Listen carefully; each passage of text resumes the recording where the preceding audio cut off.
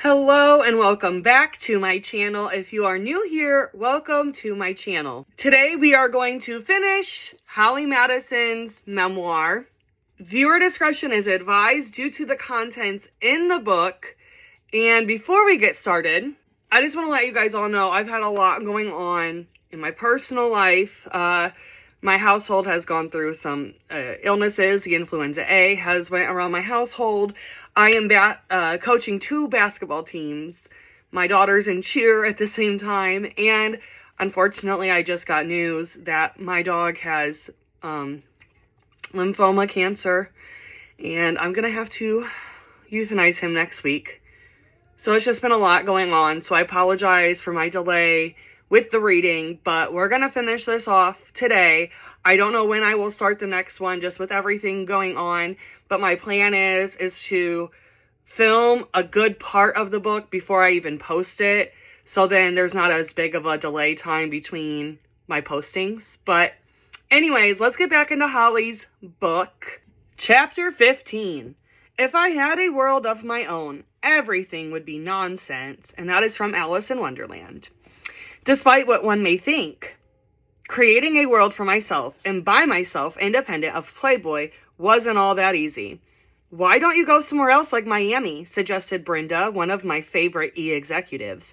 A few weeks after I had returned to Los Angeles after my breakup with Chris, I took a lunch meeting at the Four Seasons in Beverly Hills with a few people from E to discuss ideas for a possible Girls Next Door spinoff.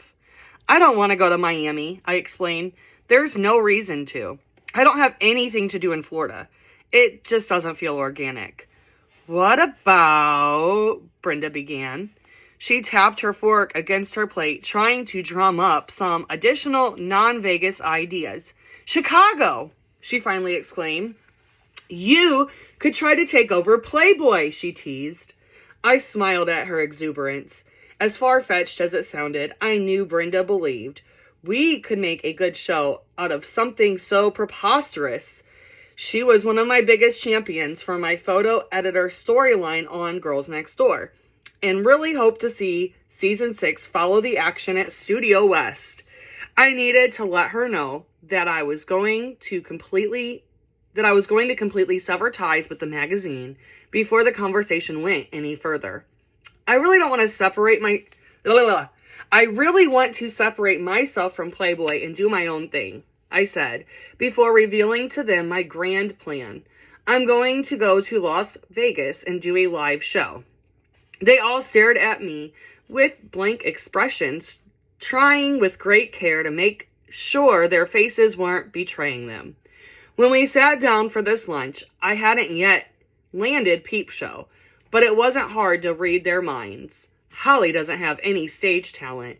What was she possibly going to do? Okay, so it's not like I had put my best foot forward for the meeting. Still in the midst of my Dancing with the Stars run, I didn't have time to shower before, let alone do laundry. I arrived at the swanky Four Seasons hotel dressed in old jeans, Converse high tops, and a bulky Chris Angel logo emblazoned skull hoodie. Not out of sentimentality, mind you. It's what was clean. Well, we'll see what happens, Brenda offered after what felt like a 10-minute pause. We just have a hard time with Vegas. I gave her a puzzled look. Every season we get a Vegas pilot, she explained, her expression turning more earnest. I'm serious. Every season. And it never works. E had gambled on Vegas before and lost. I could tell the network wasn't quite ready to jump back in bed with Sin City. But I wasn't willing to alter my vision. After spending most of my adult life playing by someone else's rules, I was finally determined to follow my heart. Shortly after my lunch meeting with E execs, I announced my 3-month residency with Peep Show. Non-believers be damned. When Girls Next Door producers reached out to schedule a date for me to do a cameo in the new season, I was hesitant. I knew they felt that if Bridget, Kendra, and I did these cameos, it would help loyal viewers make the transition and warm up to the new girls. I eventually agreed to have them bring Hef and his new girlfriends to see me in my new review. I hated the idea of associating Playboy with Peep Show, and so quickly into my tenure, but The free advertising for Peep Show was just too good to pass up. The transition into the new season wouldn't be easy. To their credit, the producers wanted to populate the cast of season 6 with several playmates in addition to the new girlfriends. They knew the fans of the show wouldn't necessarily warm up to 3 random girls being plopped into our places, and thought it would be nice to have a few extra characters in the mix. Hef, however, insisted that Crystal, Carissa, and Christina be the focus of the series, as the new Girls Next Door, despite objections that Hef's relationship with the twins reeked of incest. Hef was still convinced that the show would remain popular no matter whom he chose to date. In his mind, the girls' personalities didn't matter and certainly didn't contribute to the show's success. It was all about him, after all. I didn't catch much of season 6, not out of spite, mind you. With Peep Show's 6 nights a week schedule, I didn't have time for TV. However, I did make a point of watching the episode I ended up appearing in and noticed that Crystal didn't pass up any opportunities to take a few unnecessary jabs at me. I like Bridget and Kendra, but Holly, I don't know. One of Crystal's friends whined in a high-pitched, whimpery voice. Crystal giggled and said, every time I try talking to her, she's like, woohoo, out of space. Keep in mind that at that point, I had met Crystal only once. At Hef's Vegas birthday pool party. She made no attempt to actually speak with me beyond her snotty response to my introduction. But I guess she thought making up lies was an okay thing to do on camera. After all, she was the mansion's head mistress and the star of Girls Next Door now, so surely no one would question her. Producers asked if I would be available to shoot a scene with the Shannon twins during the day, and I agreed. Hef suggested the activity, taking the girls to see his wax figure at Madame Tussauds at the Venetian. Crystal and Hef arrived later at the Palms in Las Vegas to meet the twins, who were doing an autograph signing. Hef greeted them at the table, where the signing was set up, while Crystal hung back behind the velvet ropes. As the press cameras started flashing, Crystal bolted around the barricade to participate in the hug fest. They kind of look like them, Crystal sneered as she walked past the hotel's Playboy retail boutique and spied the Holly, Bridget, and Kendra bobbleheads in the window. Before Peep Show, I was asked to join Hef, Crystal, and the twins in their suite for a family-style buffet dinner. Hef and I hadn't spoken much since our breakup, so seeing him for the first time on camera was a bit uncomfortable. As he went in for an embrace, I clearly opted for the ass-out bro hug and tried to avoid his kiss. When he offered to feed each girlfriend a bite of his ice cream sundae, he turned to offer me a spoonful, which I quickly refused, saying, "Oh, I ordered my own." I'd have done the same damn thing, girl. The Girls Next Door had planned on having us bring Hef up on the stage for our audience participation bit in Peep Show, and the crowd went wild. I played into as much as I needed to, but was eager to go on with the show. It seemed like that night, Hef was definitely the main attraction, Crystal quipped in a voice overlay. I knew what it felt like as Hef's girlfriend to be compared to his former flames and felt undervalued or underappreciated. But there was no reason for Crystal to take that out on me with her snide remarks. When producers summoned Bridget, Kendra, and me to reunite for a Girls Next Door episode featuring Kendra's baby shower, we all agreed without hesitation. Not only were we all grateful for the good things that came from the show and from Hef, we were at that point still very supportive of one another. While we had moved on to different places in our lives, we still kept in touch, and deep down, there was an undeniable bond that we shared. Mary O'Connor was gracious enough to host the bash in her backyard, and Bridget did a wonderful job of putting the soiree together. If I ever have a party to plan, I'm going to need to call Bridget, because I know that she can deck it out.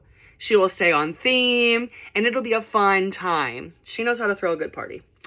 It was a perfect little gathering on a beautiful summer's day until Hef and his girlfriend showed up. The ordeal ensued. What ensued was reported by gossip blogger Perez Hilton. Sources tell PerezHilton.com exclusively that there was some major drama at Kendra Wilkinson's baby shower yesterday. We reported earlier that not only were Kendra's BFFs Holly Madison and Bridget Marquardt in attendance, but also Hef and his newest girlfriends, Crystal Harris and the Shannon twins. Apparently, the twins and Crystal put up a major stink about having to be at the party and refused to participate in any of the games by hiding in the house. How mature. According to our source, the girls were exceedingly rude to everyone, especially Holly, Bridget, and Kendra, which just made the whole day awkward. And because the episode was being filmed for Girls Next Door and not Kendra, Hef had to have his new ladies included in the footage.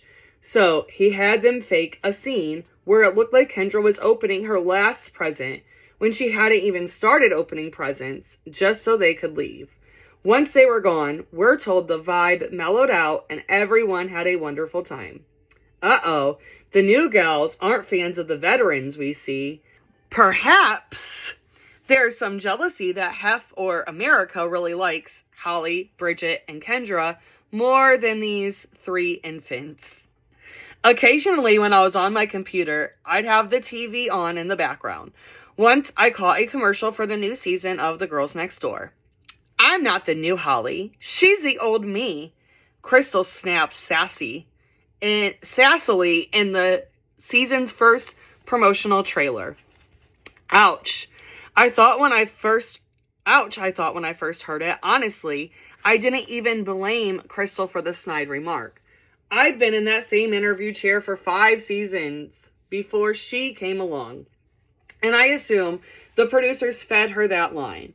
Crystal just didn't come off as comfortable or clever enough to think up even a lame zinger like that. In fact, most of her dialogue on the show was painfully awkward at best. I was terribly disappointed in the producers. For 4 years, I had literally bared my life for that show. But as soon as I left, they were taking pot shots at me.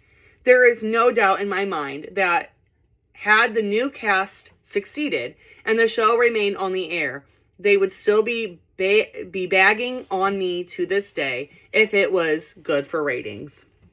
From the reports I read and the little I did see, season 6 felt like a stale rehash of old storylines mixed with some of the ideas we had tossed around but had not gotten around to using over the years, like camping in the backyard. And when promos began airing, I couldn't help but see my name popping up on websites and blogs because of some hurtful jab being made at my expense. It felt like they were trying to encourage a war between the old and new guard. Or perhaps they felt that by throwing our names around as often as possible, they could distract viewers and keep them from realizing what a snore fest the once energetic and bubbly series had become. When asked in an interview what I thought of the new season, I was honest. Maybe I should have just said that I hadn't seen any of it, but the constant jabs had begun gnawing at me. After all, I'm only human. The girls need to focus on what makes them unique and not doing the same things Bridget, Kendra, and I have already done on the show, I said candidly. I don't want to look behind. I want to look forward. A week later, I received a letter from Hef reprimanding me for my remarks. Hef loved to send letters. Girl, I hope you kept them all too. It's all in black and white. Prior to sending one, he'd usually make a copy and place it neatly in one of his countless scrapbooks. Of course he did. I don't think he writes the letters with the purpose of getting a response or closure, which is why I never bother to respond. I think he does it so he can have the last word in even the tiniest event in the story of his life. It's Hef's version of reality all the time. When I filmed a guest spot on Kendra's self-titled spinoff, my former housemate confessed to me off camera that she got disapproving letters from Hef fairly regularly as well.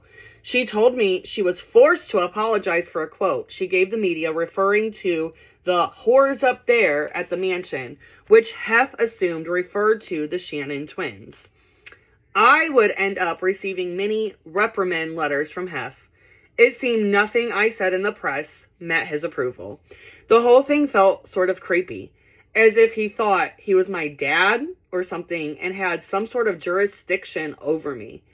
Eventually, when I would see letters from the mansion in my mail, I would just throw them away without even opening them.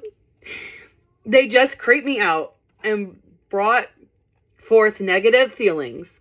I didn't want him to have that sort of power over me.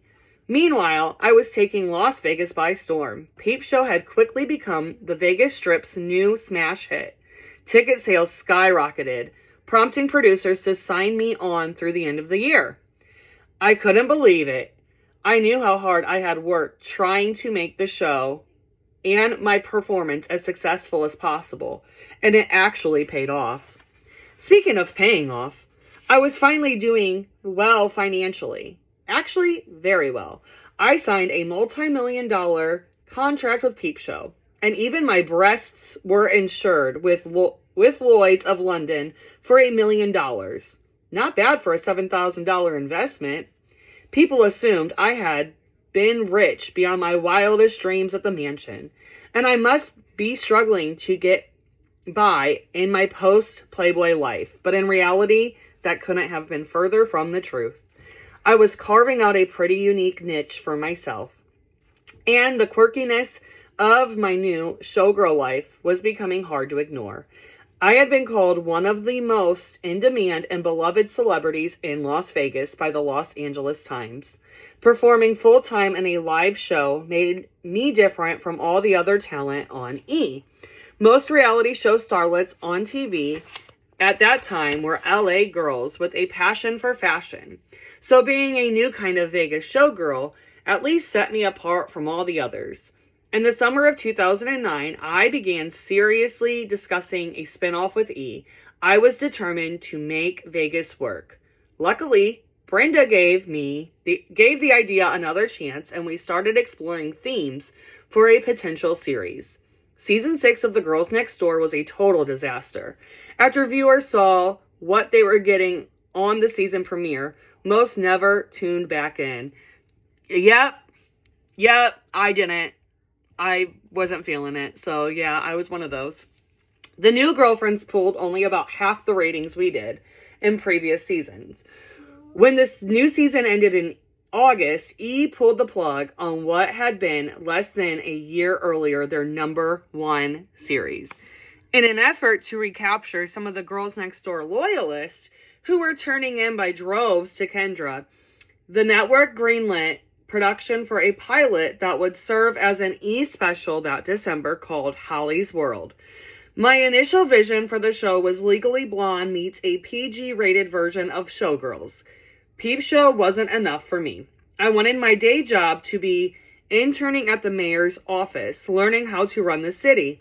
My pilot centered on a silly plot, me visiting the mayor's office with a complaint about road work, resulting in my friends and me going on several misadventures trying to collect signatures for a petition. It was a roundabout way of introducing the people in my life, what I wanted to do, and taking a tour of some unlikely spots and meeting some strange people in the city. I didn't necessarily assume that my pilot would rate that well. I wasn't an energetic, ditzy, made-for-reality TV blonde like Kendra. I was quiet and reserved, and much preferred reading a book to shaking my ass. Well, I knew my lifestyle was unique, and would anyone really care? When I received word that the special had not only done well, but that E! wanted to order an entire season, my jaw hit the floor. Of course, that was what I had hoped for, but I certainly hadn't expected it. It was official. Holly's World was a go. In my head, I thought it was going to be my version of the Mary Tyler Moore Show. Girl moves to a new city post-breakup in order to make it on her own. With shooting to begin in early 2010, our first order of business was to lock down the cast. The three friends I had chosen to appear in my pilot were asked back for the full season. Angel Perino, my bestie and new assistant, Josh Strickland, my charismatic Peep Show co-star, and Laura Croft, my crazy roommate, rounded out the crew. Anxious to begin this Playboy-free chapter of my life, I was eager to sort out contract negotiations as quickly as possible and begin filming. However, like a bad dream, my past continued to haunt me, and the contracts we had to sign while at the mansion carried over onto my new spinoff with E. It was a lot of baggage to move forward with, but I was in a hurry to get going, and conditioned by all those years at the mansion, I still wasn't strong enough to hold my own ground for long. I had grown a lot in the last year and a half, but I still had a long way to go. At the start of 2010, cameras began following our wild lives in Sin City as sexy singles looking to balance our wild Vegas social calendars with performances 6 nights a week. And like all reality shows, it wasn't without its fair share of drama. I was pressured heavily by production to put my dating life on camera, and I stubbornly refused. I agreed to film a blind date episode, but anyone I dated in real life was strictly off limits at this point. I was sick of being thought of as Hugh Hefner's ex, and the way I felt like Chris used me for publicity had left a bad taste in my mouth. So I was determined to stand on my own and not publicize my love life. If I was even asked about a rumored romance on camera, I denied it. This resulted in more than one argument between production and me, but I refused to give in. Good for her. Over the course of the first season, I bought a house and Angel and her new son, Roman, moved in. We traveled to Mexico to shoot a calendar and went on a road trip with Bridget and Kendra. And Kendra paid a visit for a baseball episode.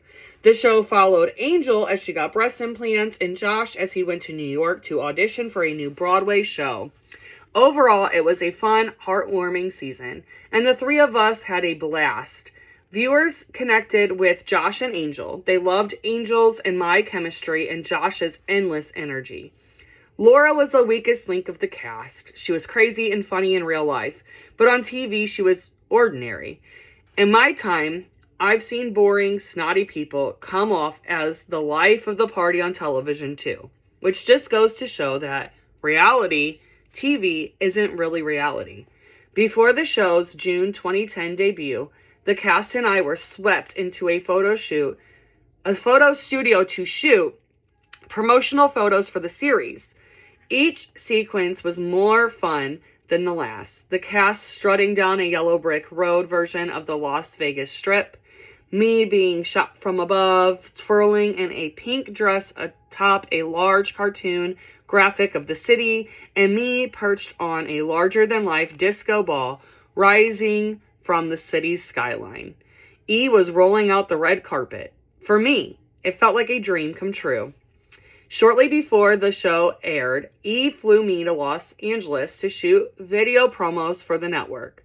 All the network stars were required to shoot. Ryan Seacrest and Giuliana Rancic, the Kardashian sisters, Kendra and Hank and me. Everyone's really excited about your show. They're all talking about it, the makeup artist said, putting the finishing touches on my Marilyn-inspired look. You are the only one who is getting to be in a shot by yourself. You're so lucky. She was right. Everyone else was being shot with their co-stars or co-anchors, and I would be the only E personality featured solo, wearing a black version of the Marilyn Monroe 7-Year Itch wind-blown gown and elegant opera-length gloves. Oh my God, it's like so nice to meet you, squealed a young, skinny brunette as she swept into my dressing room, seemingly taking stock of the hair, makeup, and wardrobe paraphernalia thrown everywhere. We loved Girls Next Door, her buxom companion gushed. Totally, the skinnier one jumped in. Like, when I first got an agent, I told him I want to be on the Girls Next Door, she babbled, her head bobbing from side to side as she spoke. And then he was like, no, you need your own reality show. Oh, thanks. That's sweet, I responded as an E executive motioned to me from the doorway, ready to whisk me off to set. Nice to meet you. I'm sure I will see you around. Certain we were a safe distance from the dressing room, I turned to him and whispered, "Who are those girls?" "Oh, they're the Arlington sisters," he stated matter-of-factly, as if I should have heard of them. When I gave him a blank look, he continued, "Did you hear about those robberies in the Hollywood Hills?" he asked, his voice taking on a very Hollywood sales pitch tone. "All the celebrities' houses like Paris Hilton's? They are the ones that did that." He said that as if that were a perfectly reasonable claim to fame. I did not watch most of the Pretty Wild show. I just couldn't get into it at all. And the fact that the girls were like part of the robberies, they should have never even gotten a show or a platform to be on, in my opinion. But anyways, needless to say, some of the network talent wasn't necessarily thrilled to be sharing the spotlight with these young felons. Understandably so. Say what you will about how some of them became household names. None of us got there by breaking and entering. The world of famous for being famous was getting weirder and weirder. Holly's World premiered to excellent ratings. Nearly 2 million viewers. I was one of them. Me. And talk of a second season was practically immediate. Between filming the series, watching it unfold on air, and performing 6 nights a week, 2010 went by in a blur. My turn in Peep Show had garnered such fabulous reviews over my first 18 months that I moved from the 3-month contracts the show had offered me initially to signing a full-year commitment, and had even begun singing lessons so that I could take on an additional role in the production. On top of all that, I had a new gig as the Las Vegas correspondent for the entertainment news show Extra. I had little spare time, but was still managing to have a blast. I was finally standing on my own. Ratings were so strong for Holly's World that they were even surpassing those of Kendra's latest season. In fact, there was only one attempt to include a Playboy-related plotline in that first season. When producers suggested the cast and I stop by Hef's annual birthday party at the Palms, I wasn't particularly opposed to it. While I wasn't jumping out of my chair to go spend time with Hef and Crystal, particularly after I watched her spiteful Girls Next Door character unfold, I knew that fans loved those sort of on-camera reunions. We do. The Holly's World cast arrived at the Hef suite at the Palms for the 80s themed soiree, which I assumed was a not-so-subtle wink to Hef's age in costume. Hef seemed genuinely delighted to see us, as did Mary and a few of the girls I had known from my mansion days. Crystal, however, barely made her presence known. New playmate Claire Sinclair, a Barbie Benton lookalike, acted as a go-between for a pouting Crystal, who spent much of the party tucked upstairs and away from cameras, despite being swathed in a stunning Barachi gown and dolled up to the nines. Hef's new #1 girls seemed to resent having anything to do with my show, especially since her show, Girls Next Door Season 6, had been canceled. The Shannon twins had since departed the mansion. According to the rumor mill, Carissa and Christina were wild and never really good at adhering to the rules. I can't imagine Crystal was disappointed to see the magnetic twosome go. In their spot was a new girlfriend, a gorgeous baby-faced blonde named Anna Sophia Berglund. Hef's birthday party eventually moved to Moonlight Nightclub. When Josh and I arrived back at the Palms after doing 2 performances of Peep Show, we entered the club and situated ourselves in our designated booth, just a row over from Hef's table. Immediately he spotted us and with a big smile on his face, waved to us with both arms and the enthusiasm of a little kid. "It's like he's signaling for help," Josh observed. "He looks bored." He did look a little bored and eager for the cameras to make their way over. Crystal was supposed to have sung Happy Birthday for Hef at midnight, something Bridget had done at his party the previous year. But she didn't end up performing. Knowing Hef, He clearly was waiting for his on-camera moment. After downing a round of drinks, we made our way over to his booth. Suddenly, one of Hef's security guards stopped us. "Sorry," the hulking guard said. "The boss wants to leave."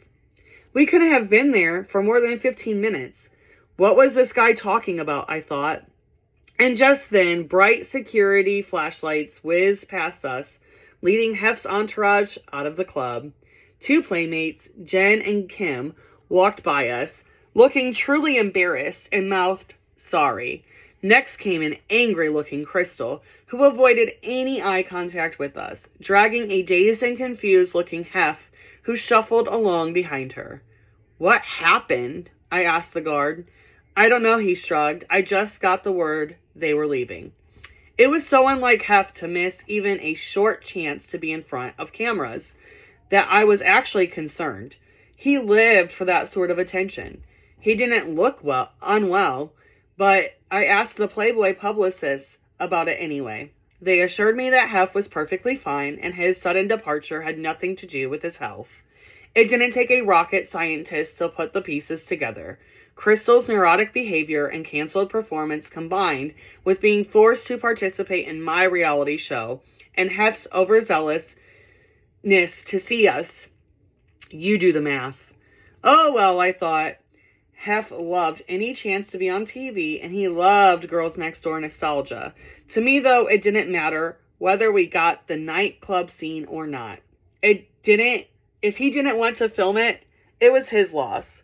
Unlike Hef, I didn't enjoy living in the past. I was young and living for the present and future. I couldn't help but think of Hef spending the better part of 5 seasons pounding into Bridget's, Kendra's, and my heads that we were replaceable and that the show would be just as successful in our absence. With Kendra and Holly's World pulling in solid ratings and being renewed for additional seasons, and Girls Next Door fading quietly into the night, it appeared we weren't so replaceable, after all. Chapter 16. I do hope it's my dream and not the Red King's. I don't like belonging to another person's dream, and that is Lewis Carroll's Through the Looking Glass. Even the most magical fairy tale isn't complete without a villain, and one was about to arrive in Holly's World. E was thrilled with the performance of the first season of Holly's World and promptly ordered a second season. To satiate the viewer demand, the network scheduled production to begin in fall 2010 in order to meet a January 2011 premiere date. In the television industry, fall and winter premieres are reserved for the more established shows, while summer premieres tend to be for untested programming. The shift forward was a huge move for our little reality show that could. Unfortunately, not every E! show saw great success. Earlier that year, Hef had delivered a pilot to E! titled The Bunny House that he hoped would be the second coming of the Girls Next Door and keep Playboy and himself on air. The show followed the exploits of 5 Playboy playmates as they lived in a plush pad across the street from the mansion. Claire Sinclair, Hope Dworsky, I don't know how to say her last name. I think it's Dworsky. Crystal McHale, Jamie Edmondson, and Jade Nicole. Claire, the Barbie Benton doppelganger, and I had become friends. Not only was she beautiful and sweet, she actually had a brain in her head. I had met Hope and Crystal during the anniversary Playmate search a few years earlier. While Jamie was new to the mansion fold, she had an interesting history. She'd been everything from an NFL cheerleader to a police officer to a contestant on CBS's The Amazing Race. Then there was 2008's Playmate of the Year and the show's official mean girl, Jade, the ex-girlfriend of reality star Brody Jenner. She had already spent some time in front of cameras during the final season of MTV's The Hills. In the wake of her breakup, Jade had been trying to shop around her own pilot with no luck, but the network loved the idea of a girl you love to hate character. So when producers got wind of that, they they placed her in the bunny house as the resident shit stirrer. The pilot followed a recreation of Claire's Playmate test shoot at Studio West, with Crystal seated purposefully in my former perch, viewing the instantly uploaded images on a computer monitor and shouting words of encouragement as I used to do when I directed the shoots, in a group trip to Las Vegas for Hope's Playmate of the Year celebration. But between Kendra and Holly's World, there was just too much Playboy produced content on E, and the pilot wasn't picked up to series, should I say. However, there were those who remained obsessed with the idea of resurrecting Girls Next Door, so Claire and Jade were planted on Holly's World in hopes that their characters would gain enough popularity among viewers that E would be forced to revisit the bunny house concept. I had virtually no choice in the matter, but I wasn't particularly bothered by it at first. Producers insisted that per E, the show needed more drama, and Jade had signed on to the show, knowing she was going to play the bad girl. Honestly, that made my job much easier. I was happy to let her be the drama queen. Unlike Girls Next Door, where negativity was forbidden, most reality shows require some dramatic elements. How can you have an interesting storyline without conflict? Oftentimes, producers will guide the storylines, encourage talent to make provocative statements, and edit things together to increase the overall tension on the series. If producers had a predetermined villain, then we wouldn't need to manufacture trouble between the existing cast, who at the time were my closest friends. Plus, I didn't feel threatened. I was sure E would never order the bunny house.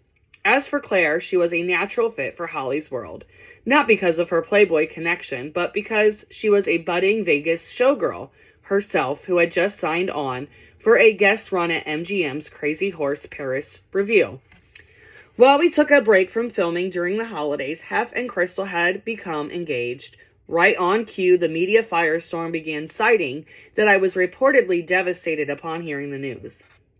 Actually, I was probably one of the few people in the world not at all surprised that Hef was getting remarried.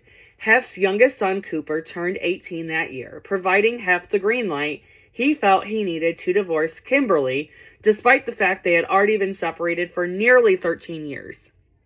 Plus, with the Girls Next Door no longer on air, Hef needed an incentive to once again reinvent himself and garner headlines. I understand why people thought I would be upset.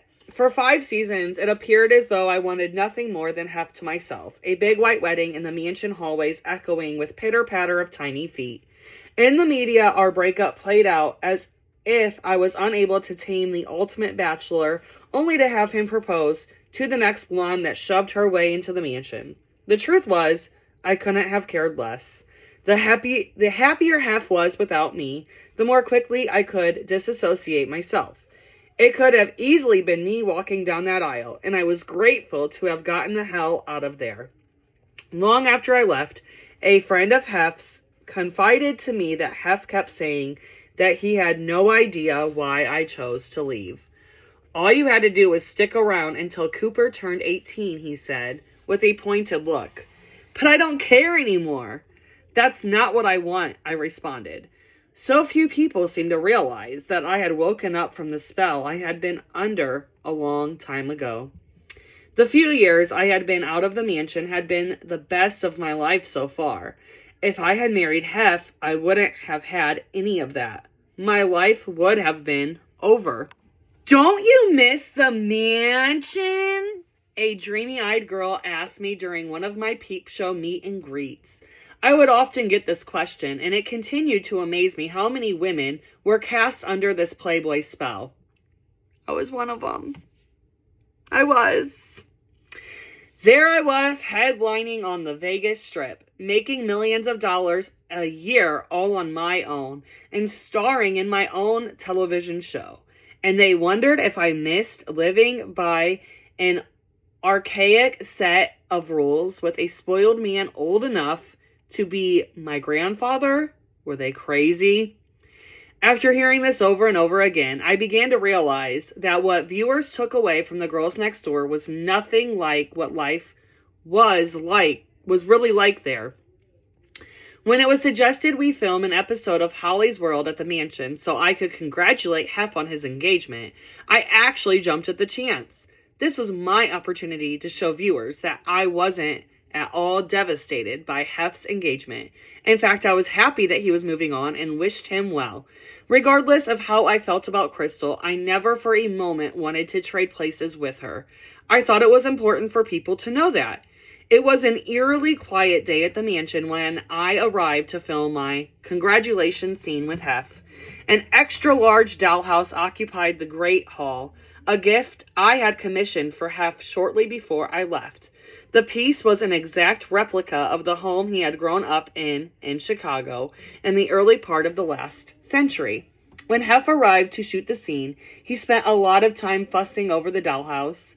Eventually, Crystal made her way downstairs in a cozy-looking long-sleeve shirt. I congratulated her as well. She seemed different to me that day, calm and friendly, low-key, as if there wasn't a negative bone in her body. Maybe she's finally growing into herself, I thought. It was nice to see that side of Crystal. Perhaps I had judged her too harshly. Maybe they'll actually be good for each other after all. I returned to Vegas that night and went back to finishing season 2 of Holly's World. The second season was even more memorable than the first. The producers found a couple of private investigators to track down Josh's birth mother, whom he had never met and knew nothing about. When Josh and Angel went to Charleston, Josh's hometown, everyone thought we were at the start of a long quest to find his real mother. No one actually expected her to turn up right away. The investigators came through, and the episode turned out to be one of the most genuinely surprising and emotional one of the series. I let Angel go as my assistant and gave her the role of my understudy in Peep Show. She also landed a small role in another strip production due to an audition that was planned and filmed for the show. Laura was mostly prompted by producers to hang out with Jade so that our resident villain had an excuse to be intertwined into our storylines. Though the show was better than ever, I found myself growing more and more distant from my closest friends. With my crazy work schedule, Josh was really the only person from the show that I regularly saw off camera, and that was only because we were in Peep Show together. It was clear that if there was a season 3, Laura wasn't necessarily going to get invited back due to her failure to connect with the audience. I wondered if she would choose to stay in Vegas if that were the case. Meanwhile, Angel, who was loved on the show, was growing more and more distant from me. I rarely saw her anymore, and she seemed to make a point of hanging out with anyone but me, Josh or Laura. She spent most of her time at her mom's house, leaving her and Roman's things in each of their rooms at my house. I began to sense something was wrong. Her attitude changed too. She'd come a long way professionally since joining the Holly's World cast, and I thought I had helped her get so many things that she wanted. But maybe those were just things I would have wanted at her age. Obviously, something was a bad fit because she didn't seem happy anymore. The carefree, fun-loving Angel who used to light up my days was gone. While my cast was handling their newfound places in the spotlight in different ways, I kept busy with work and foolishly pushed my concern about my friends aside. We'll deal with that when next season's negotiations come up, I thought. The future seemed so bright that I was sure everything would just repair itself eventually. Claire was the front runner for 2011's Playmate of the Year, and it was suggested that since she and I had become so close, I resurrect my role as Playboy's photo editor for the pictorial as a special contributor. Despite how desperate I was to get away from Playboy, I actually liked this idea, since it put the spotlight on my professional, not personal, involvement with the magazine. Given her very era-specific look and curves, I began planning the shoot in my head, a vintage Betty Page-inspired feature using the plush red Crazy Horse Theater as a backdrop. We couldn't wait to get started. As the shoot dates drew nearer, I was excitedly explaining the project to Josh when I got a call from one of the producers. With a heavy sigh, he dropped the bomb on me that we were no longer filming Claire's pictorial. Why? I asked, hoping it was just a silly mix-up that could easily be fixed. I heard him take a deep breath and exhale. He explained that Hef had just called him and said that Crystal and I had a Twitter fight and that she was really upset about it. He said she threw a fit about it and that Hef had no choice but to take me off the pictorial. Ugh, I groaned. I had heard through the grapevine that Crystal was still moping around the mansion because she had her show taken away and was upset that I was the one still on television. Any suggestion of my presence anywhere near Playboy sent Crystal into a frenzy. What happened to the laid-back Crystal I had seen the last time I visited the mansion? Are you serious? We didn't get into a fight, I snapped, exasperated by her immaturity. Someone on Twitter pointed out that she copied my underwater photo shoot, and later I made a generic post about hating copycats. That's it. I didn't even mention her name or reply to the person who pointed it out. I'm sorry that she has a guilty conscience, I huffed, rolling my eyes. Over the past few years, I definitely began to feel that for whatever reason, Crystal was trying to single white female me, and I'm sorry that she can't deal with people's comments on the internet.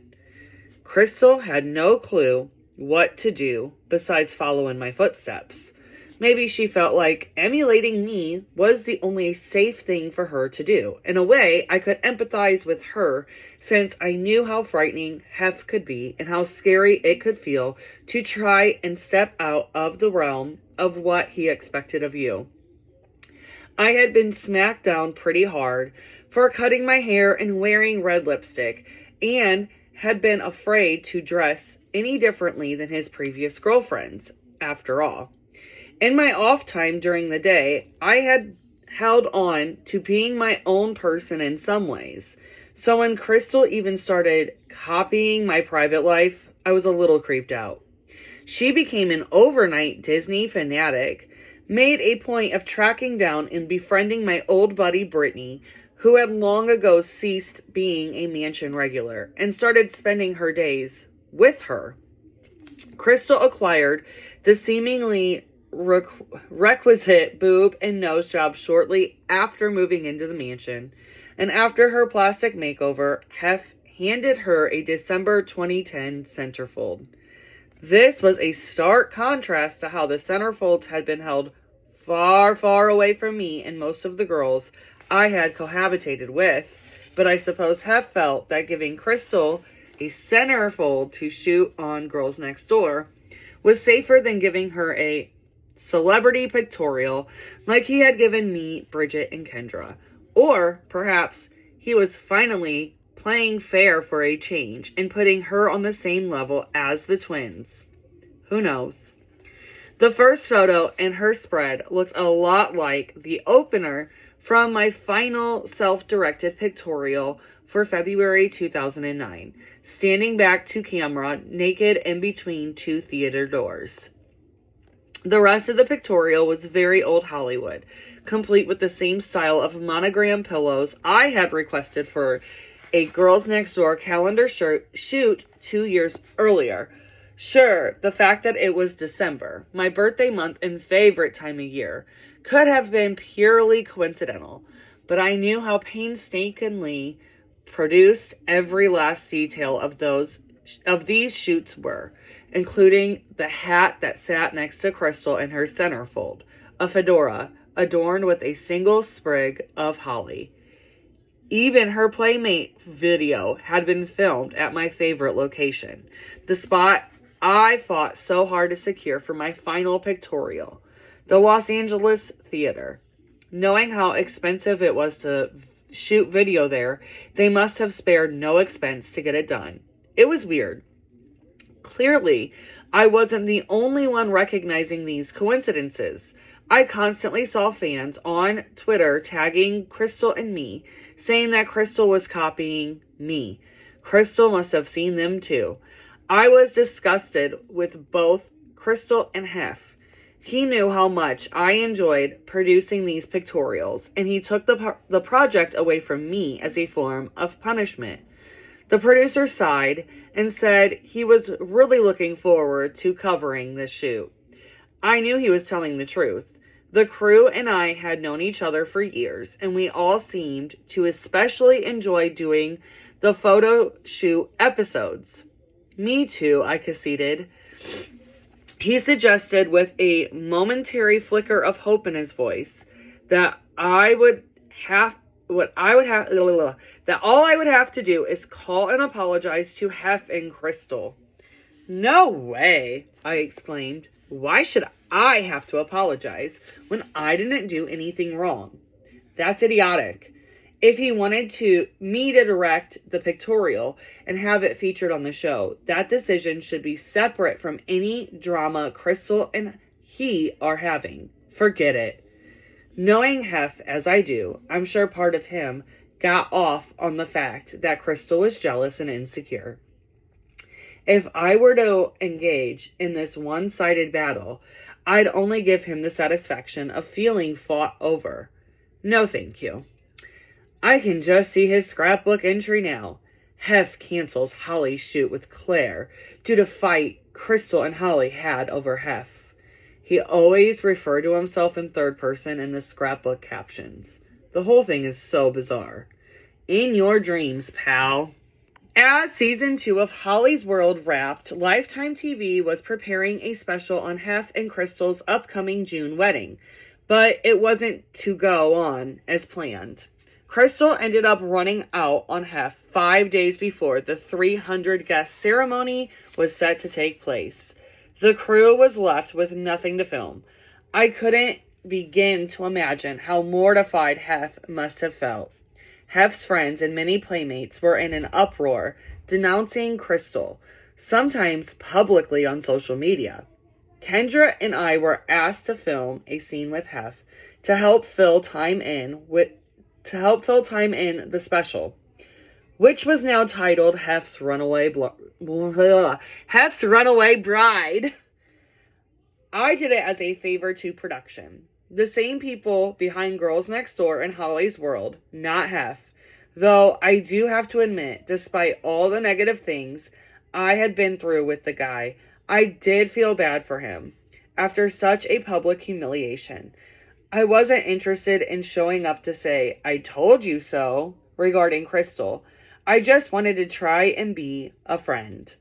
I flew into LA the day of the shoot and arrived at the mansion early to wait for the production crew in the unusually silent great hall.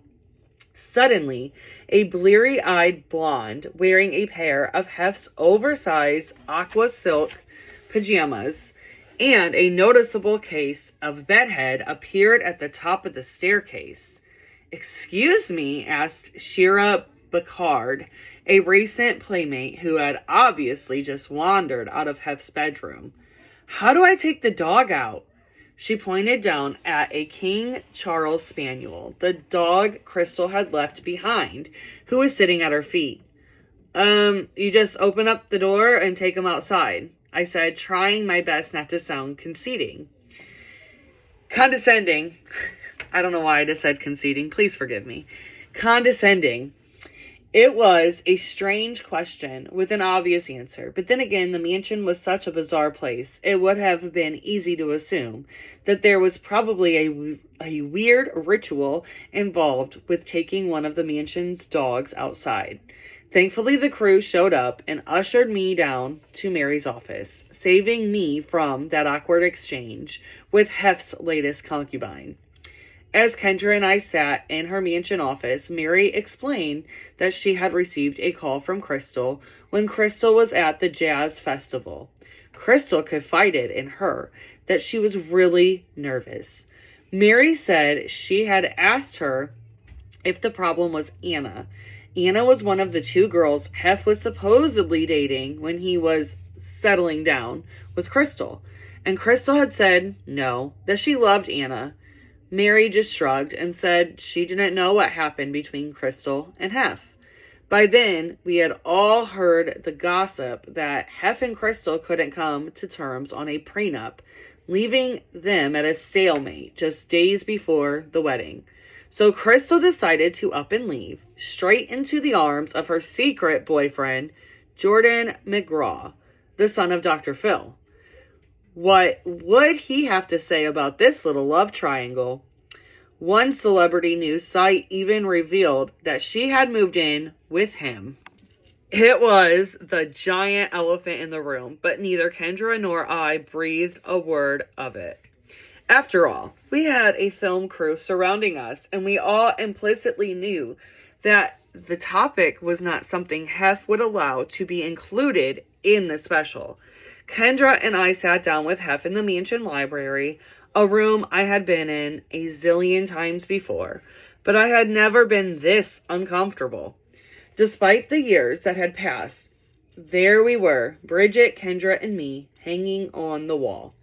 It was a photo from our first pictorial, the three of us pile naked on top of one another. Living at the mansion, you start to get desensitized to those sorts of things. New photos, no matter how explicit, had all started to look the same to me. But after being away from Playboy for 3 years, the photo that had once seemed so silly and playful struck me for the first time as incredibly pornographic, which, of course, was the original intention behind the image in the first place. Who knows, I may have been the one that initially had the thing framed, but by that point, I was embarrassed that the photo was still up there for all to see. Hef confessed, while looking directly at me, that he proposed to Crystal to avoid making the same mistake he had with me. I remained as stoic as possible, just nodding solemnly like a robot, giving him, or viewers, false hope that the last thing was giving him or viewers false hope was the last thing I wanted to do. We each gave him a hug, offered him our condolences and words of encouragement, and then let him get back to his paperwork. The Lifetime special flopped.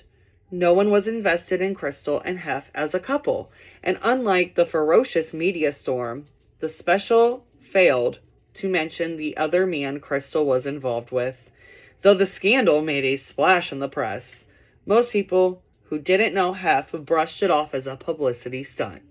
Trust me, Hef may be a publicity whore, but he would never risk his own bulletproof ladies' man reputation for the sake of a headline. Crystal, on the other hand, didn't have as much reverence for his public image. According to a report in the New York Post's gossip column, page 6, Hugh Hefner's wedding to Crystal Harris was called off after she secretly planned to ditch the Playboy mogul at the altar in return for a $500,000 media deal. Page 6 has exclusively learned, a source told us Crystal wanted to ditch Hef at the altar. Her plan was to walk up the aisle and say she couldn't go through with it. The wedding was to be filmed for a reality special, and her refusal to marry him would be a sensation. She was looking for a tie-in deal of around $500,000 for the exclusive I Ditched Hef at the Altar interview. While there was interest, Crystal didn't get an offer anywhere near $500,000. Crystal continued to milk any ounce of publicity she could get for months, promoting her Playboy cover. The July 2011 cover had been designed to showcase Hef's newest wife, but at the last minute, a sticker reading Runaway Bride had to be slapped over the top of it so the magazine wouldn't look dreadfully out of step and could simultaneously capitalize on the scandal. And Girls Next Door Season 6's DVD release, despite barely being in any of the episodes, Bridget, Kendra, and I were on the front of the box along with Crystal and the twins in an attempt to sell more copies. She appeared at a Heidi Montag hosted pool party, publicly pawned her engagement ring, hired an animal lawyer to get back the dog she left at the mansion months earlier, and made a well-publicized visit to Howard Stern. In the graphic interview, she told Stern that sex with Hef lasted like 2 seconds. Then, I was just over it. I'm not turned on by Hef. Sorry. Even from Las Vegas, I'm pretty sure I could see the steam shooting out of Hef's ears. Nothing gets under his skin more than someone doubting his sexual prowess. Unable to keep quiet and in a desperate attempt to salvage his Lothario reputation, Hef fired back at Crystal via a series of tweets. Crystal did a crazy interview with Howard Stern today that didn't have much to do with reality. Is she trying to impress a new boyfriend? The sex with Crystal the first night was good enough so that I kept her over 2 more nights. Sure, her turn on Stern was a low blow, but I was disappointed to see Hef stoop to her level. In the end, they both lost that war. When the headlines disappeared, her new relationship ended, and people stopped caring about Hugh Hefner's ex-fiancé. Crystal came back to the mansion with her tail between her legs, and the pair wed in a low-key wedding ceremony on December 31st, 2013. There certainly must have been a measure of satisfaction for Hef's ego. The woman who had so publicly embarrassed him ended up crawling back after all, just like he had tried to convince me to do after I met Chris. My guest appearance on Hef's Runaway Bride was the last time I ever saw Hef or spoke to him. I continued to receive letters from him after that, but I just threw them away, because they were always only about him anyway. 3 years after breaking off the relationship, I could finally say he was out of my life for good. Despite another season of stellar ratings for Holly's World, seeing a series high of nearly 2.5 million viewers, the show was canceled. And I was sad, because I loved watching that. E welcomed a new president at the time who decided she no longer wanted the network to be in business with Playboy. We want to get rid of the trashy Playboy element, she was quoted as saying. But they kept the Kardashian. This hurt since I had been trying so hard for the past few years to separate myself from that brand. Kendra's show was canceled shortly after mine. Sure, Playboy got me on television, but it was also because of Playboy that I was taken off television. Many people assume Playboy was my blessing, but most don't know it was also my curse. Truth be told, I was devastated by the cancellation. The cast, production, and I continued to bring in the ratings for the network, but Playboy cast a shadow over my life, and I couldn't escape it. I felt terrible that I could no longer provide my castmates with the spots on the show that had brought them so much success. I had felt like the giving tree after the tree was reduced to a stump and had nothing left to give anymore. I was worried that I would lose all my friends once they learned Holly's World was to be no more. Of course, that didn't turn out to be the case. Josh and I, for example, remained and still are as close as ever. Angel and I suffered an estrangement for a few years, but sometimes that's what success can do to friendships. I felt like I had just begun landing lucrative endorsements and turning my press coverage around. People had finally started saying, "We love you on Holly's World," instead of, "We loved you on The Girls Next Door." I was scared that with the show's cancellation, my positive momentum could be stopped dead in its tracks. Just do it, my friend advised me. They're going to make it whether you want them to or not. You may as well have your voice in there. In 2011, E! executives asked me to film for their True Hollywood Story franchise. I'd been interviewed for the program before, but this time the entire episode was going to be about me. While the idea of having your own E! True Hollywood Story might be a sign of to some that you've made it, I felt wildly underqualified, and the prospect horrified me. But I haven't even accomplished anything yet, I thought. My story wasn't ready to be told. I hadn't achieved enough on my own outside of the mansion, and I didn't want the hour-long program to be a tribute to my days at Playboy. But after talking it out, I realized I didn't really have a choice in the matter. Eventually, I gave the network my cooperation. In retrospect, I feel so sorry for the poor producer forced to interview me. I did not make her job easy. I felt like I had nothing but a trail of mistakes and embarrassments to confess on camera. save for the previous 2 years. So I was perhaps the grumpiest, bitchiest, most emotional mess that had ever sat down for a true Hollywood story about her life. The last subject she had interviewed for this series was Katy Perry, who was no doubt upbeat, but she's someone who's really accomplished things. I was so insecure, I worried that my life story would be presented as that of just another famous for nothing Playboy bimbo.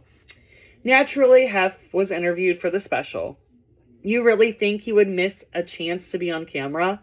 And his only real contribution was a chippy remark at my expense. What I thought I had found in Holly, I really found in Crystal.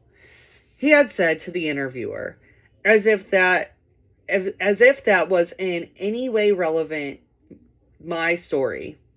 If that was in any way relevant to my story is how it should read. It doesn't say that though. He just couldn't resist an opportunity to belittle me and to make the story all about him. But when the special finally aired, something interesting happened. People actually related to me. To my surprise, viewers sympathized with my unhappiness, and some even said they found the courage to reinvent themselves in their own lives. Inspired by my story, some women told me that they were able to remove themselves from difficult situations, get over a breakup, or find the motivation to get healthy. I was and continue to be truly humbled. Through these wonderful, honest people, I was able to reevaluate how I viewed my own past and maybe give myself a bit of a break. Perhaps sharing my story wasn't such a bad idea, I thought. Maybe I wasn't defined by the mistakes I had made after all.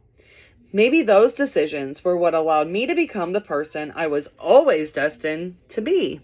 And this is the final chapter, chapter 17. It's no use going back to yesterday because I was a different person then, and that is from Lewis Carroll's Alice's Adventures in Wonderland. Kendra appear in Peep Show? You've got to be kidding me, right? I laughed, barely able to believe the suggestion. Before now, I've never spoken publicly about my falling out with Kendra. There were people looking to capitalize on the deterioration of our friendship, and I refused to allow them to benefit from it. Throwing away a relationship for cheap publicity isn't cute. After E! Canceled both Kendra and Holly's World, Kendra's series was picked up by a smaller cable network. WeTV, I believe. When production started brainstorming ideas for Kendra's new show, they called me and asked me if I would like to participate. Always the girls next door's biggest fans, the producers wanted to keep the team together in any capacity they could. Of course, I assured them. While there wasn't necessarily any upside for me to appear on her show, Bridget, Kendra, and I routinely made cameos on one another's programs. For us, it was a no-brainer. That's simply what friends do. Besides, it was fun. When I was presented with plot lines to participate in, I was less than thrilled with the options. I wanted to make sure that my appearance on her series felt organic, but I was beginning to get the impression that there was a hidden agenda. Early in our conversations, they latched onto one particular idea that they wouldn't shake. They insisted that the network wanted sexy, they wanted career, and that they needed help with that because at that point, Kendra wasn't either of those things. One of them asked me to offer Kendra the role as my Peep Show understudy for a week-long stint. Besides being a total rehash of a storyline we had done for Holly's World with Angel, there was a whole host of reasons I wasn't comfortable with that happening. I had worked hard to make Peep Show a success and considered it a huge part of my post-Playboy identity. I felt that to show Kendra performing in Peep Show on television, even if it were only for one night, would create the impression that it was just another Playboy-related venture that was handed to any Girls Next Door alums. Couldn't I have anything of my own? They continued to gripe, saying Kendra had no ambition, didn't do anything but sit on the couch, and had truly become famous for nothing. Over the past 3.5 years, Peep Show had become my baby. I busted my ass to create a successful post-mansion life for myself. And I wasn't going to just hand over the reins for the chance to be on a show roughly 40 people would end up watching. Okay, maybe a little more than 40. It felt like I was being used. Despite sharing a friendship and a common experience at the mansion, Kendra and I were still very much different people. There were times when I was compared to her and encouraged to follow Kendra's method, but it just wasn't me. While she was quite a bit more mainstream than I was, her career moves consisted of things like releasing an old sex tape or coming out with a line of lubricants. While her tabloid coverage focused on positive things like her wedding and her baby and her first year out of the mansion, lately her headlines had developed into negative things like why I left Hank, Kendra loses her baby, Kendra's secret breakdown, and sex tape scandal. No thanks. Since she moved into the mansion at 19 years old, Kendra had never had to work for a thing her entire adult life. She went directly from having cameras follow her as Hugh Hefner's girlfriend to cameras following her being a football wife. Luckily for her, whether it was Hef or Hank, there was always someone around to rescue her. Were they seriously asking me to simply hand over the career I had built by myself so her life could look more interesting on TV? It appeared so. I worked my ass off to promote Peep Show and make it a success. I continued firmly and unapologetically. The work I put into this production actually means something to me. If I tossed in Kendra as my understudy, people would see that on TV and think Peep Show is just handed from one ex-girl next door to the other. It would tear down everything I've built to make myself an individual. I was told that it wouldn't, and that Kendra wouldn't even be able to do the show, that she would think she could do it, but she wouldn't be able to pull it off. The answer is no, I maintained. Good for Holly. Stand your ground, girl. I'll support Kendra on her show, but I'm not handing my life over to her. No way. They finally conceded before offering one final plea. But think about it. It would get you back on television. Did he really think I wanted back on TV that badly? I thought. I couldn't begin to imagine Kendra's Peep Show run. First off, there's no way Kendra had the self-discipline to perform in 8 live shows a week. She didn't possess that kind of work ethic, and I could never unleash Hurricane Kendra on my cast and crew. Sure, we'd been on excellent terms since we left the mansion, but I knew for myself what a nightmare she could be to work with. Her incessant tardiness, endless excuses, and toddler-like tantrums had become a thing of legend. After continuing to turn down the Peep Show understudy idea again and again, they really were relentless. I finally agreed to shoot a simple scene with Kendra at her new home. Hank's NFL career had ended the year before, and they had settled outside Los Angeles for the debut episode of her series. The plan seemed organic enough. She and I would simply talk and catch up. Producers encouraged me to tell her about my career and plans for the future. Apparently, this was intended to inspire Kendra to get off the couch and build her own career, a story arc they hoped to follow throughout the season. When I arrived at her house in Calabasas, I was genuinely eager to catch up. We hadn't seen each other since Hef's Runaway Bride Lifetime Special. She took me on a tour of her home, barking at Hank to stay out of the shot as we passed him in the hall. I talked at length about my life in Las Vegas, including my plans for Peep Show, other opportunities I was considering, and wanting to get out of the shadow of Playboy to continue to do things on my own. As the conversation wore on, Kendra seemed to be getting more and more annoyed. It was becoming clear that she didn't like the idea that she wasn't the only girls next door graduate to find success. We wrapped our scene, hugged goodbye, and I jumped back into my Range Rover for the 5-hour drive back to Las Vegas. After all, I had a show that night. Before pulling out of the driveway, I shot her a quick text. "Thanks for having me over to your house. It was fun catching up." She didn't respond, which was odd. Usually, she was pretty quick in responding to my text or tweets, but I didn't give it too much thought beyond that. A few weeks later, a field producer for the series asked me to place a phone call to Kendra.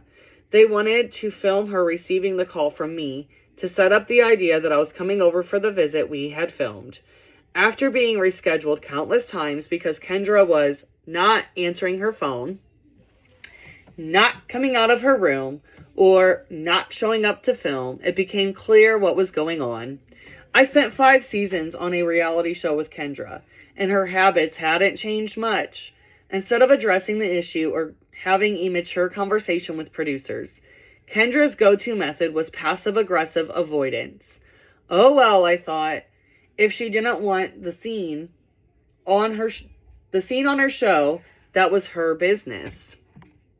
Despite the fact that the producers couldn't coax Kendra into shooting a phone call with me, they continued pressing the peep show understudy idea. In the beginning, I was told the network loves the idea for the premiere. Then it became the network loves the idea for the season finale. And each time I said, no. Besides, I said the last time we discussed it, I'm just not comfortable with it. Something is wrong with Kendra. She doesn't answer my texts or tweets anymore. I think she's pissed at me or something. My concerns were dismissed. That's just Kendra. You know how she is. She never gets back to anybody. Not really, I said. Actually, she used to always answer my texts right away. Anyway, the answer is no. It just doesn't feel right. When they showed me the premiere episode of the horribly titled Kendra on Top, it was clear that what she was so irritated about. As I rattled on to Kendra about my career, they cut to her interview. I'm pretty competitive, she stated at the camera. You know, I'm kind of already established, but I don't want to lose that. I want to gain. I could tell Kendra was annoyed and trying to be careful how she worded what she wanted to say. She didn't like being set up to look less successful than me, even for one scene. While that wasn't the intent, producers simply wanted to inspire her to get her ass off the couch.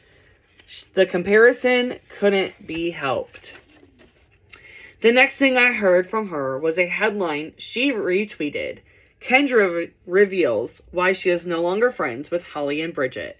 I couldn't believe what I was seeing. Kendra had apparently given an interview to a tabloid explaining that she wasn't friends with either of us, as if she were somehow better than everyone else.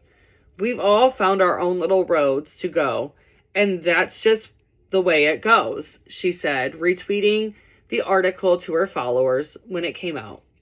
For someone who was all of a sudden trying to act like she was better than Bridget and me, she sure wasn't above using us for publicity when she needed it. Anything for a tabloid-worthy topic. Hurt and confused, I retweeted her post saying, "Thanks for letting me know, Kendra." Of course, I wasn't going to stoop to her level and address this only on social media. So I decided to text her how I truly felt, that she was a coward and that she tried to act like a real girl on TV, but she's the fakest person I've ever met, and that if she had a problem with me, she should have confronted me like an adult instead of just going silent. This time Kendra responded, and the exchange went something like this. "Girl, I don't have a problem with you. I just don't like it when people think we are friends," she texted. "Do you even have a clue how rude that sounds? What you just said?" I replied. "Who are you? I don't even know you. We were never friends. It was all just work," she responded in all caps. "Wow, I'm sorry I was stupid enough to think we were really friends. Have a nice life," I finally texted. After that, I deleted her number from my phone. Kendra and I haven't spoken since, and I have to say, I don't miss her. For all the things that were going right in my life over the past few years, there was still one area that I needed to get on track. The dating scene in Las Vegas was pretty grim. During my 3 years as a single lady, I had the worst luck in the dating department. I swear I could write a book on the types of douchebags that lurk around these days. Maybe I will. All of my life, I was an over-the-top romantic, but by 32 years old, I had become pretty disillusioned. I'd often wonder what I did wrong. It seemed that spending my 20s at the mansion had caused me to miss out on meeting the one. I was alone because I wasn't going to settle for less than a man than what I wanted or deserved. For the first time in my life, I started to lay plans to become a crazy cat lady. What would my life be like without the marriage and children I had always envisioned in my future? It looked like spinsterhood was becoming a distinct possibility, so I decided to ready myself for it. It all sounds a bit dramatic, I know, but I had pretty much given up when in 2011 I finally met the man I would marry. Pasquale Rotella.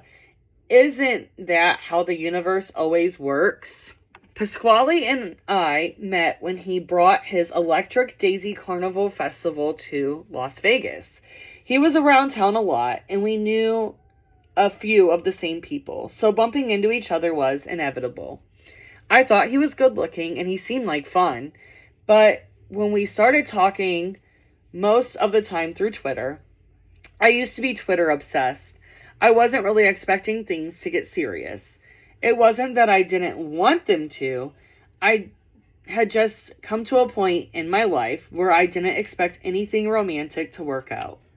Boy, was I wrong.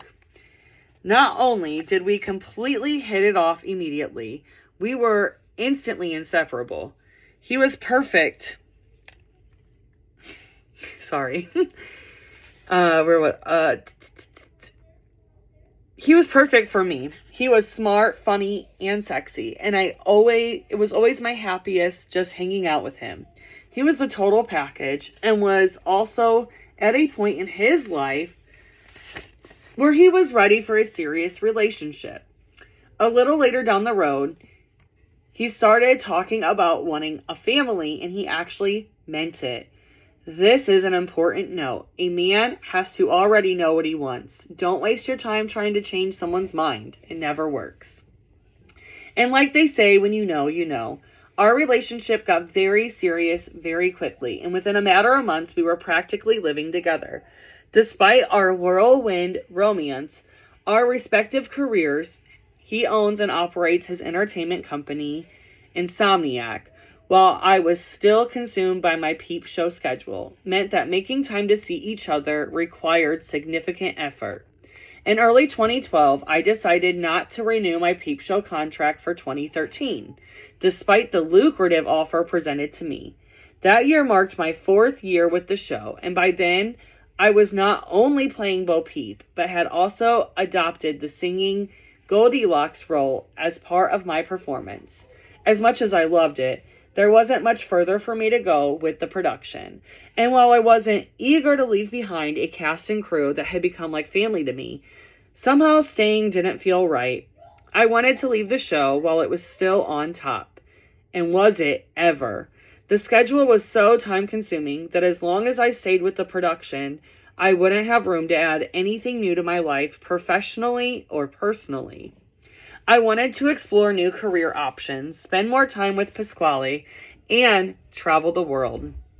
We even talked about starting a family as soon as my contract was over.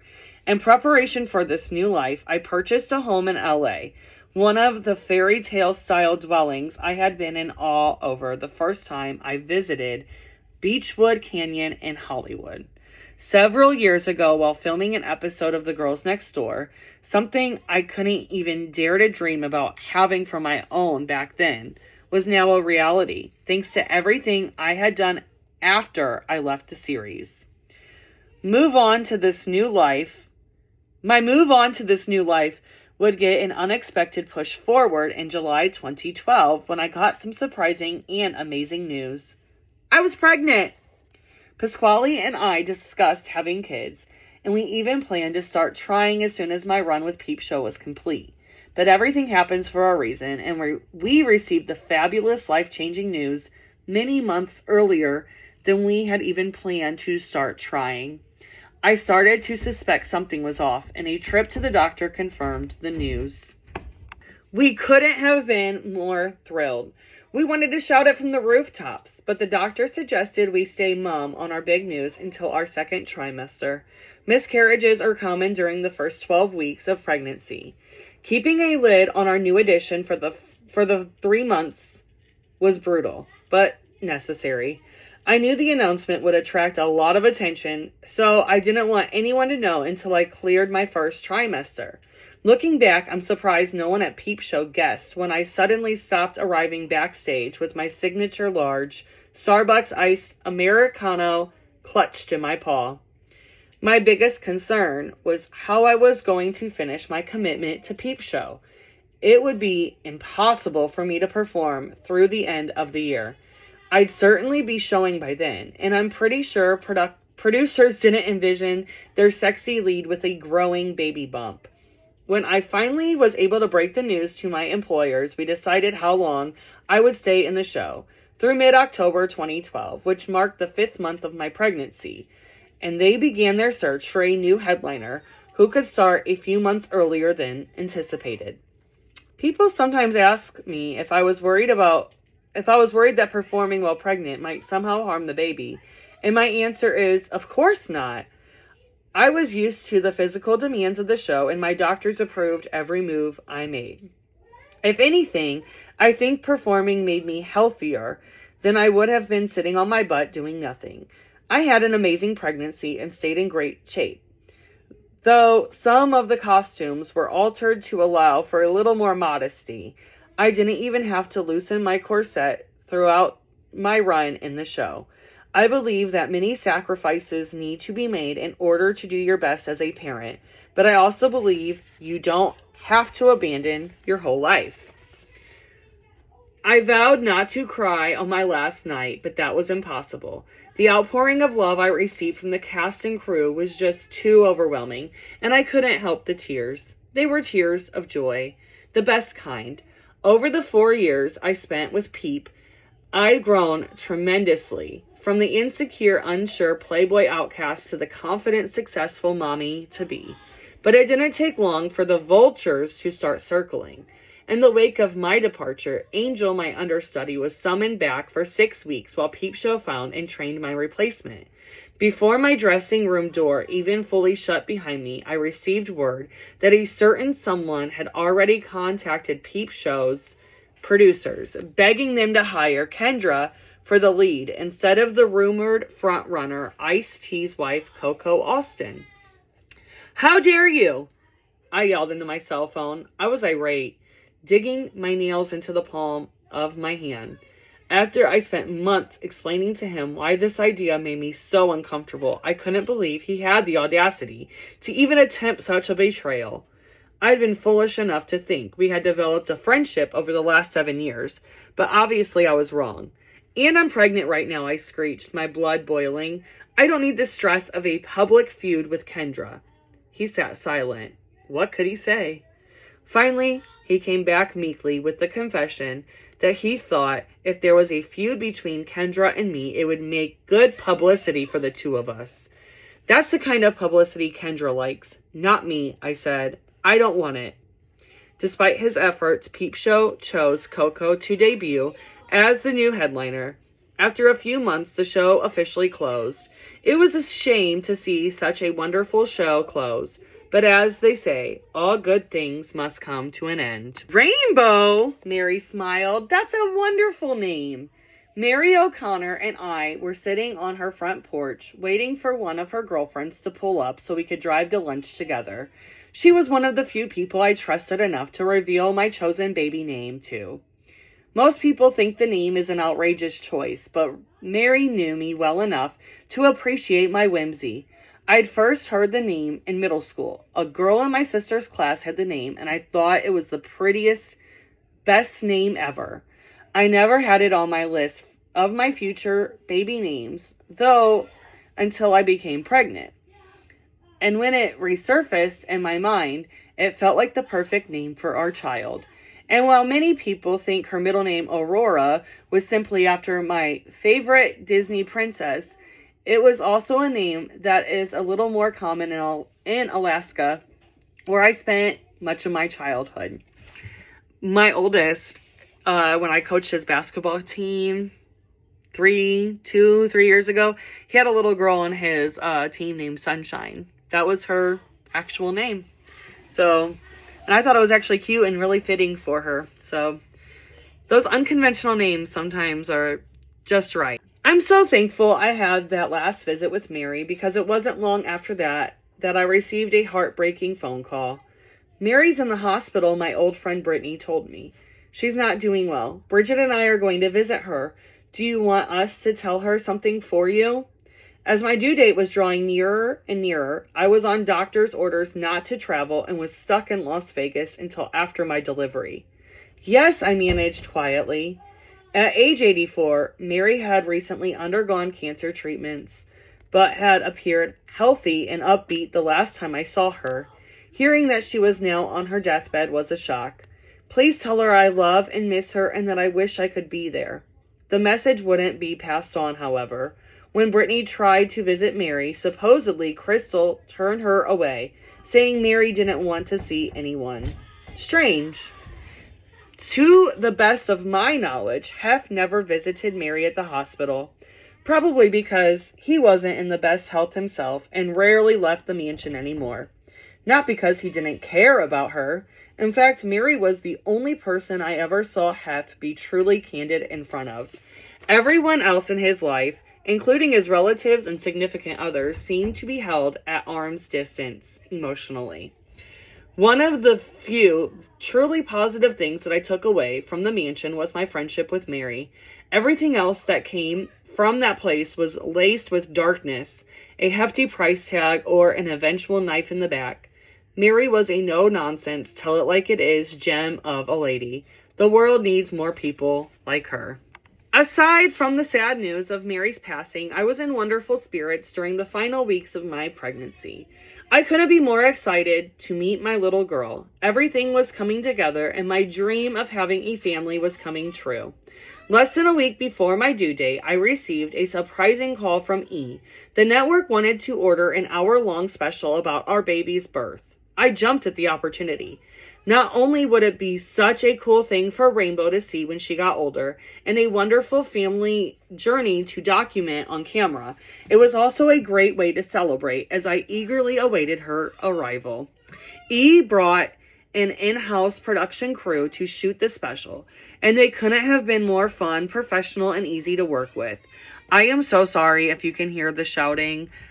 My boys are playing Fortnite together, and I'm gonna guess that my youngest is getting pew-pewed in the game, and he's getting mad because he keeps yelling.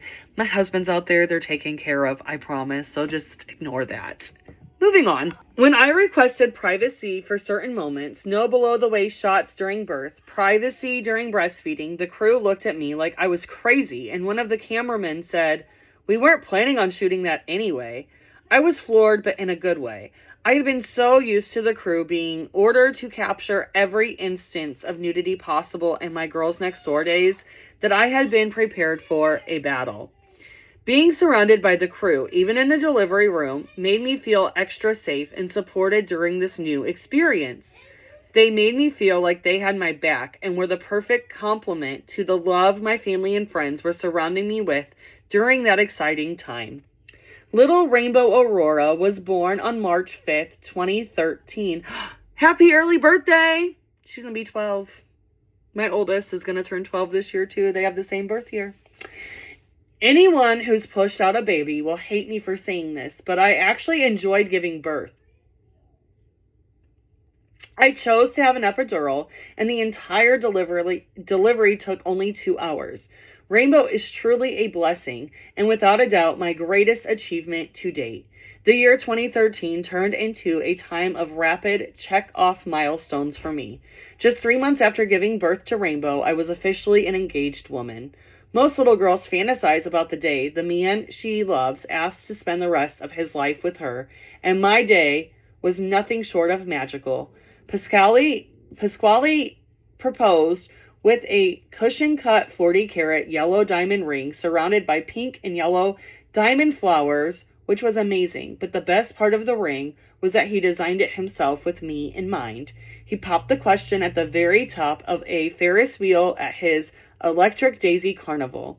Despite the magical, colorful sea of craziness below and the elaborate fireworks spectacle above, it was strangely calm and quiet in our little booth atop the giant wheel.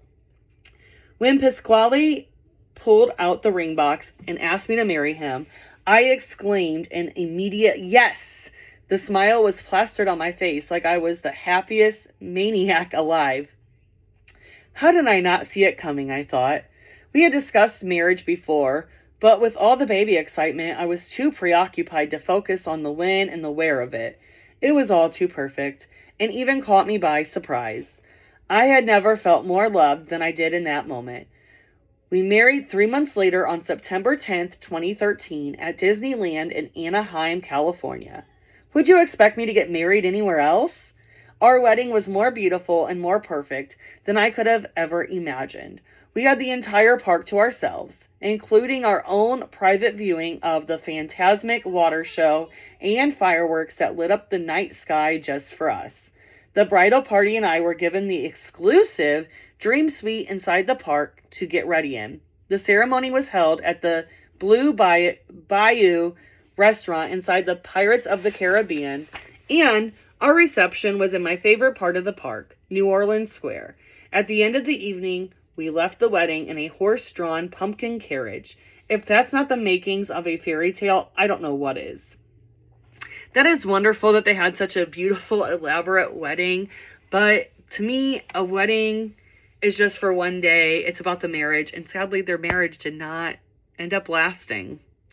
But I love that they had a fairy tale wedding, though. This feels like an appropriate place to wrap up this book. Holly found her happily ever after, and I did. I believe Pasquale and Rainbow were always the future intended for me. And without embarking on that and remarkable, bizarre, twisted journey down the rabbit hole, who knows if I would have ever found them.